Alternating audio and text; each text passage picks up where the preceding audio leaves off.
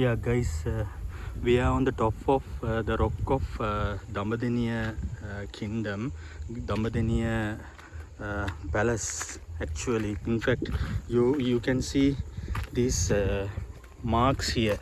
These holes are actually people have created these in order to cut the rock in the sense when you are drilling this kind of holes, then it's a matter of put in some wedges or something and hit them, and then they automatically this entire part will be separated from the bedrock, right?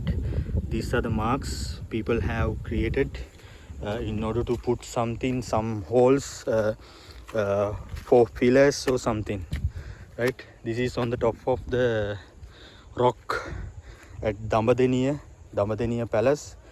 These are the holes. Then some wooden structure may have been there on the top of the rock, and people have used some wooden structures here for the shelter or something. And this is the surrounded area of